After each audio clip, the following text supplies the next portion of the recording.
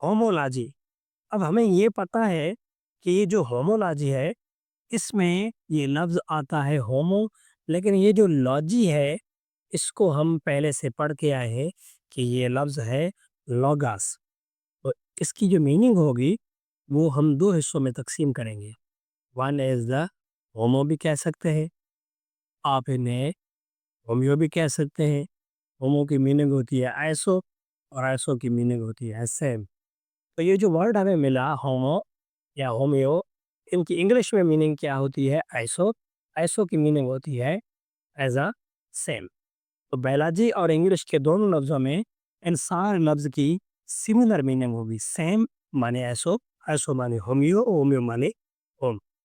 तो इसमें जो दूसरा वर्ड है, इसको हम क्या कहते हैं? लॉजी, यानी आप पढ़ कर आए हैं पहले से कि ये है लॉगस। अब लॉगस में आप स्टडी भी कह सकते हैं, नॉलेज भी कह सकते हैं, discussion, opinion, thoughts, comments, views, so on, जितने भी लफ्ज़ आप स्टडी के साथ रिलेटेड यानी कि बात करना चाहें, आप ऐड कर सकते हैं। अब हमें बताया जा रहा है कि ये जो होमोलॉजी है, इसमें आप किस चीज़ के बारे में पढ़ेंगे? तो हम पढ़ेंगे होमो, होमोलोगस, आर्गन्स। होमोलॉजी में स्टडी की जाती है होमोलोगस आर्गन की। होमोलोगस आर्गन हम फिर किसे कहते हैं? होमोलोगस आर्गन हम उनको कहते हैं, वो आर्गन जिनकी कंपोज़िशन, स्ट्रक्चर सेम हो और उनके जो फंक्शन हो, फंक्शंस वो डिफरेंट हो। कंपोज़िशन में उनकी जो बनावट होगी, वो सिमिलर होगी और उनके फंक्शन जो होंगे, वो डिफरेंस होंगे। चलिए देखते हैं कुछ एग्ज़ाम्पल ऐड करके कि ये कैसे कंपोज़िशन सेम हो रही है और फंक्शन जो है, वो डिफरेंस हो रहे हैं। तो हम एग्ज़ाम्पल की बात करते हैं कि हमने कह दिया कि ये है arm of man, arm of man, उनके अलावा ये फॉर लिम्ब ऑफ कैट और इसके साथ विंग्स ऑफ बैट और चौथा एग्ज़ाम्पल और भी मैं ऐड कर दूँ, उसमें फ्लिपर, फ्लिपर ऑफ व्हेल। देखिए ये 4 एग्ज़ाम्पल हैं। अब इन 4 एग्ज़ाम्पल में हम कहेंगे कि ये क्या ये चारे ही एग्ज़ाम्पल जो है, इनकी कंपोज़िशन सेम है और इनके फंक्शन जो है डिफरेंट है।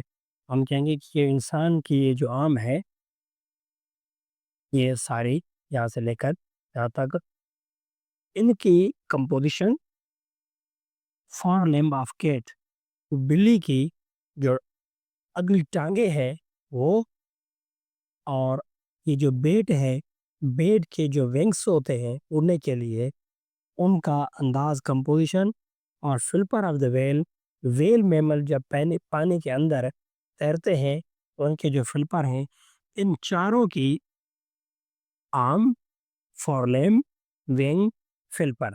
अब इन चारों के ये जो नेम है, इन नेम में हम क्या कहेंगे कि इनकी कंपोज़िशन क्या है?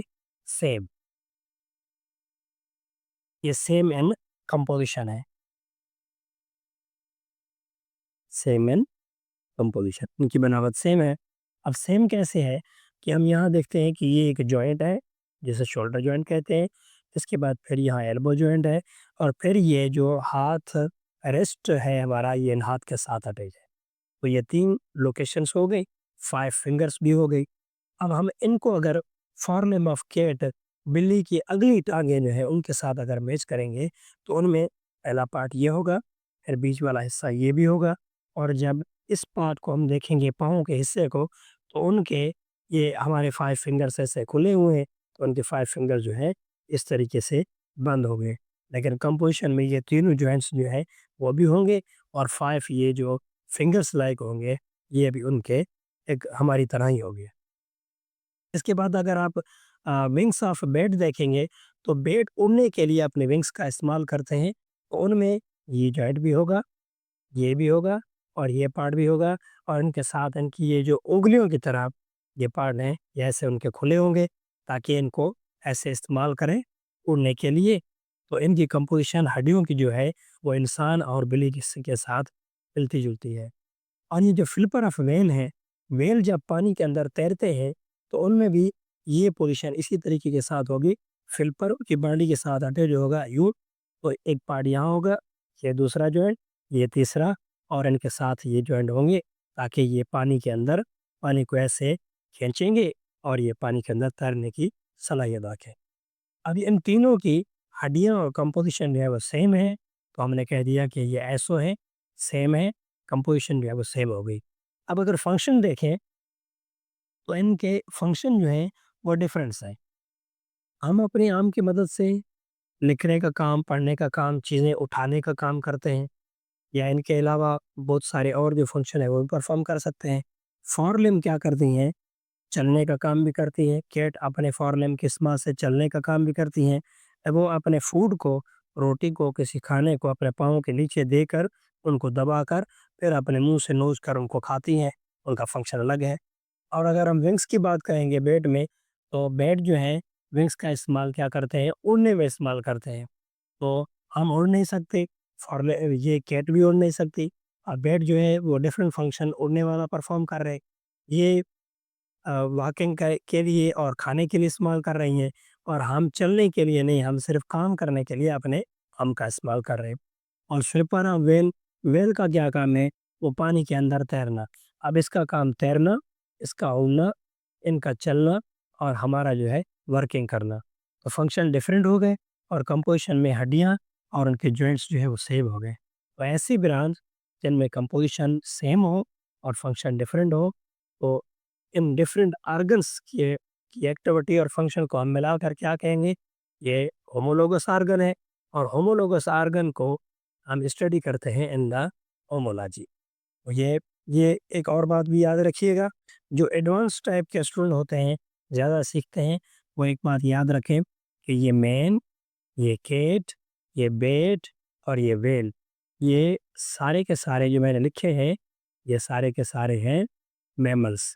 मैमल्स उनको कहते हैं जिनमें मेमोरी ग्लैंड हो, वो अपने बच्चों को जन्म दें और उनके बाद फिर उनको दूध पिलाएँ। तो आप ये भी कह सकते हैं, ये 4 जो हैं ये मैमल हैं, इनकी कंपोज़िशन सेम है, और उनके फंक्शन जो है अपने रूटीन के मुताबिक डिफरेंट है।